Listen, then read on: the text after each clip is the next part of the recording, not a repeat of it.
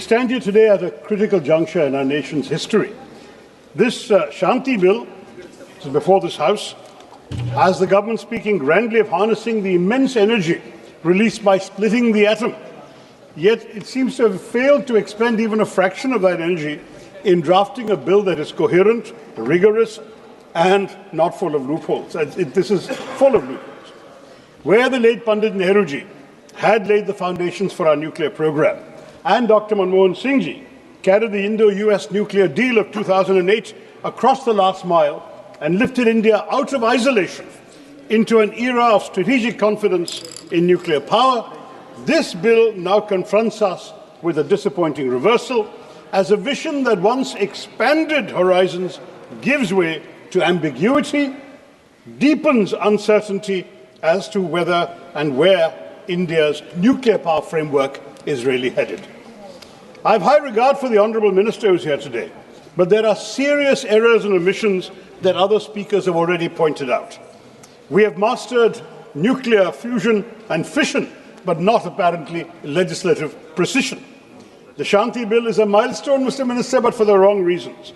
It is written with exceptions, heavy on discretion, and largely indifferent to public welfare.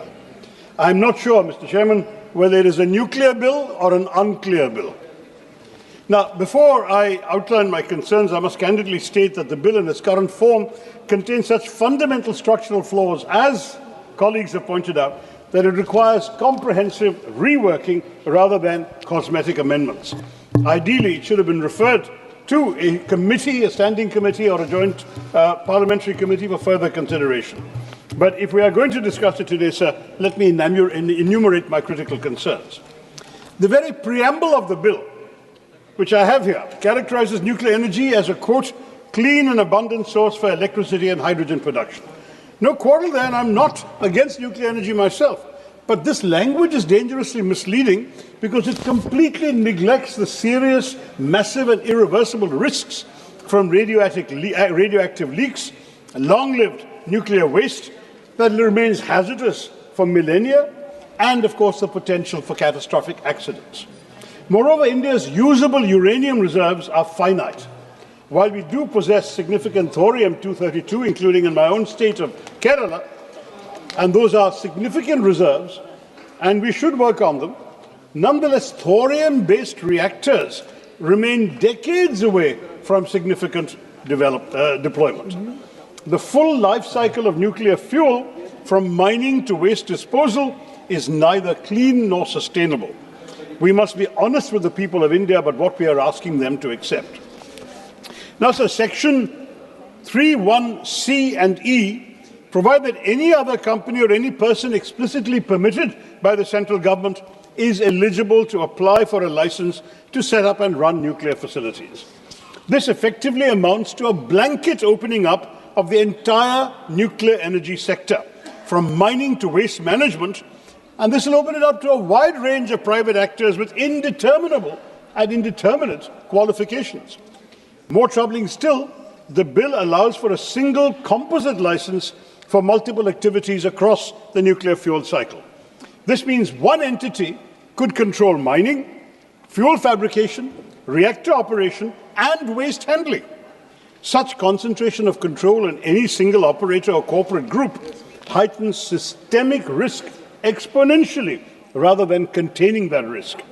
When profit becomes the primary motive across the entire chain, safety checks could be compromised at every stage.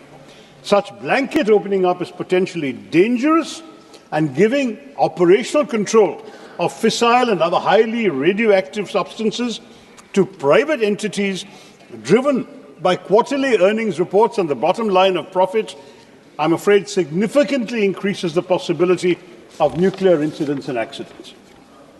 The core of the liability reform caps total nuclear incident liability at 300 million special drawing rights, which is approximately today $460 million or 3,900 crores. Let this sink in, honourable members. This cap has not changed in 15 years, despite inflation, despite Fukushima, despite everything we've learned. For context, the Fukushima disaster cleanup costs have already exceeded $182 billion. Okay? That's several hundred times the cap proposed in this bill today in 2021. Chernobyl's total economic impact exceeded $700 billion. Yet we propose to cap liability at less than $500 million. This is grossly inadequate when measured against the potential long-term health, livelihood and environmental costs of any serious accident. This is not a safety net, Mr. Minister. It is a trapdoor through which victims could fall into decades of legal battles and inadequate compensation. The bill also removes the earlier provisions where the operator had the right to recover compensation from equipment suppliers. This means that even if an accident occurs due to faulty design, substandard parts, or negligent manufacturing by a supplier, that supplier walks away while Indian taxpayers have to bear the entire cost. This might, in cases of serious accidents, strain our economy significantly. We are effectively subsidizing the risk for private international corporations while they retain all their profits. The state underwrites catastrophic risk, Mr. Chairman, while private operators maximize returns. What kind of law is this? Chapter 3, Section 14(1)(a) makes the central government liable where the liability exceeds the amount of liability of an operator. In effect, public funds, our money, taxpayers' money, will compensate for all the damages caused by private facilities. This provision does nothing but further dilute corporate accountability for systemic failures. And Section 42 overrides the Occupational Safety, Health and Working Conditions Code for nuclear facilities. So nuclear workers are removed from our country's general labour safety framework. Is this fair, Mr. Minister? The bill imposes a 3-year period for filing compensation applications, with extension of the right to claim set for 10 years for property damage, 20 years for personal injury. Now, given the long latency periods of radiation-related diseases, cancers can appear 20, 30 years after exposure, and intergenerational genetic impacts, these limitation periods are, frankly, shamefully restrictive. They will exclude many genuine victims who develop serious health impacts only after years of exposure. Children exposed to radiation who develop leukemia at the age of 25 will find they have no legal recourse. This is not justice, Mr. Chairman.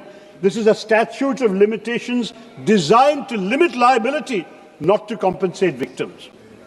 इस bill के हर वादे के पीछे एक कीमत छुपी है, mister minister, और अक्सर ये कीमत वही चुकाता है जिसका फैसलों में कोई हिस्सा नहीं होता। पर उन वादों की कीमत तुम क्या जानो सरकार, यही मेरी चिंता है।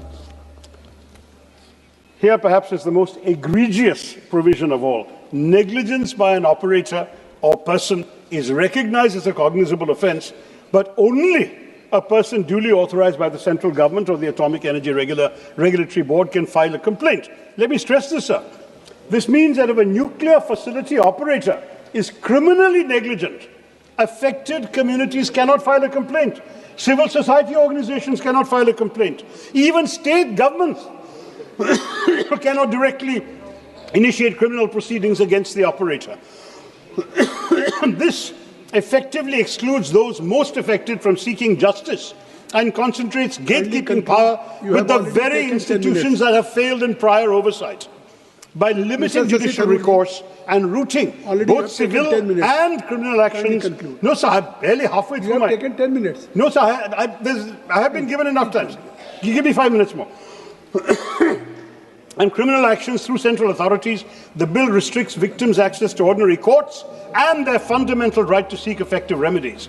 For an ultra-hazardous activity that can devastate entire regions, such procedural barriers perpetuate a culture of impunity. Then Chapter 4, sir, on the Atomic Energy Regulatory Board, essentially retains a regulator controlled by the central government, the same government aggressively promoting nuclear expansion, and its agencies, rather than creating a truly independent, multi-stakeholder authority that will be insulated from political and corporate influence. Sir, I can go ideally into clause-by-clause detail, but since you've already told me my time is running out, let me just sum up very simply. The entire regulatory arrangement is an inside job with little or no room for Indian civil society or even meaningful parliamentary oversight. Instead of clearing the fog around nuclear regulation, this arrangement thickens the fog. So Chapter 6, Section 44, grants perhaps the most dangerous power in the entire bill, as it highlights the excessive executive discretion and exemptions of this bill. It allows the central government to exempt any plant from the requirements of license or liability if, quote, the risk involved is insignificant, unquote. The term insignificant risk is not defined anywhere. It's left entirely to the executive. This provision essentially negates the entire framework of the bill, sir. It creates a backdoor through which any facility can escape oversight if the government deems it convenient. Your point is sir, give me 3 minutes. This kind of broad subjective exemption power undermines the very safeguards the legislation claims to establish. It will provide laxity in due diligence in a hugely critical sector. And private players will lobby for exemptions to engage in profiteering at the expense of public safety. We cannot justify this under any democratic framework. Multiple sections are granting sweeping powers on vague grounds. The bill lacks enforceable public participation mechanisms, no mandatory public hearings before licensing, no environmental impact assessment disclosure periods, no community consent mechanisms, no regular public reporting of safety inspections or radiation monitoring, no mandatory tabling in Parliament. Kunalji, you have given 7 names. Sir, from your party, you have given 7 names. That's why I am requesting. I'll conclude in 2.5-3 minutes.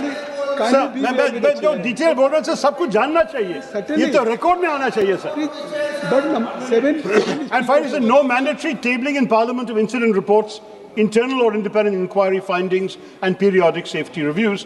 In other words, you're excluding the very people whose lives and livelihoods are at stake.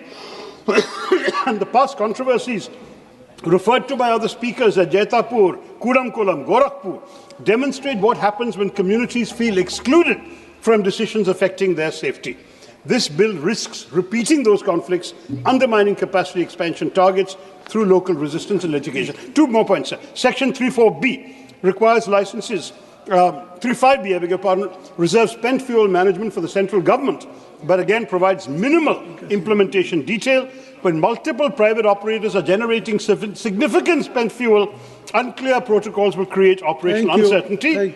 The bill also lacks climate change provisions despite rising sea levels, extreme weather and water scarcity. Thank you very much. And post-Fukushima, sir, Japan comprehensively revised site selection for climate resilience. Our bill remains silent on that. I'll skip my other points. Let me give you one. Let me conclude, sir. Give me 1 minute to conclude. So I have taken up more than a minute in pleading for time. Give me time. There are 7 members of Parliament from Congress Party. I'm skipping half my point, sir. There is a time constraint. Please kindly conclude. Please kindly conclude. Sir, beyond safety, okay, I won't talk about safety anymore, sir. Fundamental questions arise about economic wisdom of this bill. Nuclear projects are highly capital intensive with long gestation periods. In an era of rapidly falling renewable costs, battery storage costs, we must ask, does 19.3 trillion rupees towards nuclear represent optimal allocation versus accelerated renewable deployment, grid modernization or energy sufficiency? The opportunity cost must be gone into, sir. The Shanti bill represents a dangerous leap into privatized nuclear. धन्यवाद सभापति महोदय मैं atomic energy bill 2025 शक्ति bill के